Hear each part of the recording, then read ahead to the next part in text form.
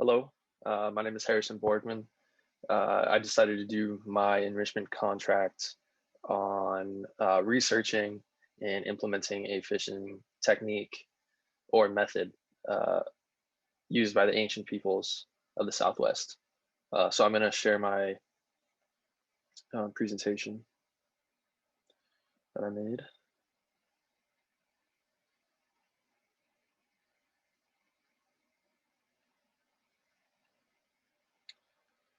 Okay, like I said, this is my enrichment activity for ASB 335, Ancient Ruins of the Southwest. My activity was to research fishing methods used by native peoples of the American Southwest and submit a presentation on the implementation of native fishing technology or methods. So I'm first going to talk about the fish in the ancient Southwest that the people could have found here. I took these next few species that I'm going to talk about from fishes from archaeological sites in northern New Mexico. These samples came from Chaco Canyon, Aztec, and Bandelier in New Mexico. So the first one is the long-nosed gar. These are all fish that were typically commonly found in the Colorado River at the time, but aren't there really anymore. You can find them, but they're extremely rare. The bonny-tailed chub is another one. The blue sucker is one that I have seen before, but it is very, very rare to see these. I grew up fishing the Salt River in Arizona. These could potentially have been fish that you could find in Arizona since the Salt River is part of the Colorado River stream, but I've typically never seen any of these.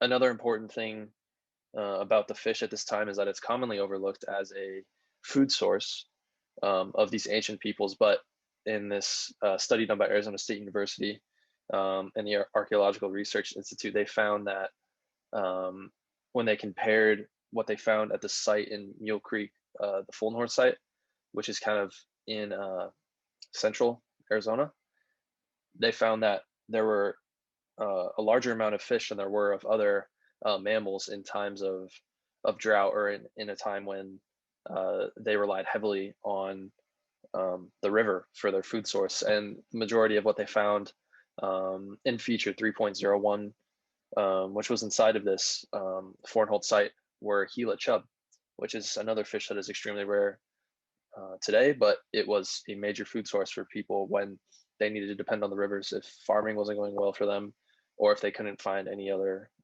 larger mammals to hunt. Another good example, this is the Gila River farm site. So this comes from ongoing investigations at the Gila River farm site by the University of Arizona. Inside of a compound that they found an assortment of fish bones in this room block, and that is, as you can see, that's a lot. They were trying to prove that fish became more of a dependable resource for these people when things like agriculture or smaller populations of mammals just couldn't be found anymore. And as you can see, fish were pretty important, especially it seems like in Arizona and northern New Mexico. Seems along those rivers that fish played a big role that's often overlooked. There's also the importance of fish to Pueblo people. I got this from the closure and dedication practices in Homolovi settlement cluster in northeastern Arizona. Mr. Adams said that fish are sacred ancestors associated with the origins of Pueblo people groups because of their association with the water that surrounds them. I thought this was really interesting because it wasn't what we didn't really touch on this in Ancient Ruins of the Southwest, but I think it makes a lot of sense, especially when they found these fish offerings that could be associated with rituals, remembering the origins of humanity. It also just goes to show the diversity of the creation stories as you go throughout the Southwest and how important fish were for the Pueblo people.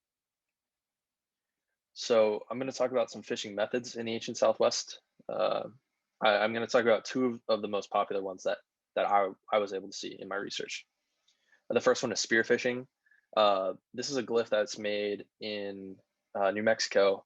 It is a man who is holding a spear, as you can see, and there are two little fish under him, and he's trying to stab the fish. This is a representation, an early representation of what spearfishing is. And I mean, it's pretty clear to see what's going on there.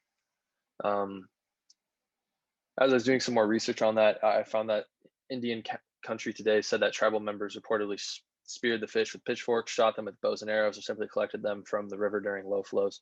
I believe that quote came from the White Mountain Apaches, and that's just another example of spearfishing. And yeah, it was typically used in shallow water with clear visibility, so it wouldn't be typically used in larger lakes, but somewhere along the banks of the Salt River, for example, where it's clear and shallow, and fish can be easily trapped or shot or used or speared like this. It's a great method to use. The second one would be using shell fish hooks. So these are examples found in Mexico, but they show very early examples of what fish hooks were made out of and how they looked. So they were often used off of fishing for deep bodies of water, especially along the coast of California, Sea of Cortez area. I know is very popular as well. But there's been hundreds of caches of these hooks found in northern Mexico, and they definitely could have been traded into the Southwest.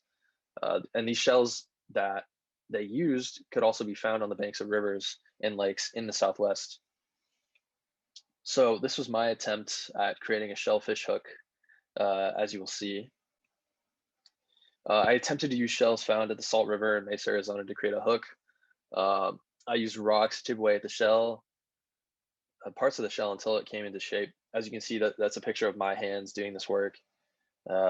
Took several hours, many attempts to try to create something that sort of looked like a hook, and it was a tedious process to say the least.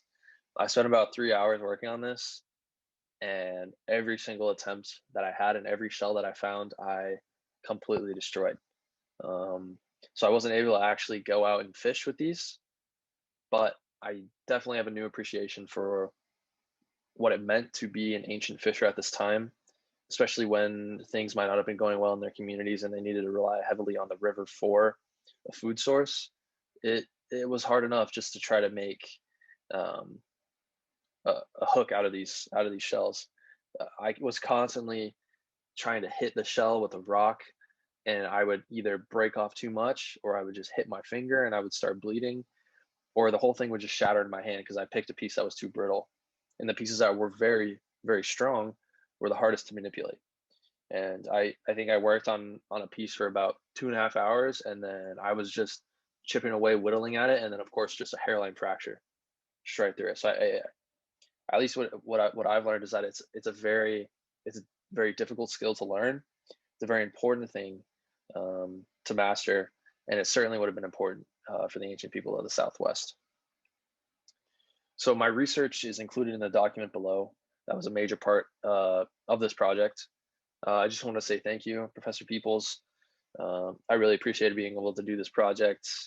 It was something that I was really interested about. I learned a lot about the ancient Southwest, especially with their customs surrounding fishing, because at least from what I saw, it wasn't necessarily discussed as a predominant food source for a lot of people, but the more research I did, the more I found that people are starting to come along to this idea that fish might have been a major part of, or a major staple of what people ate in the Southwest.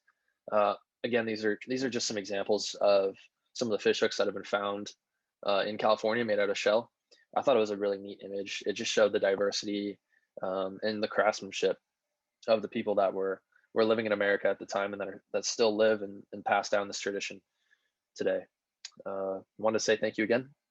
Hope you enjoyed this, and have a good summer.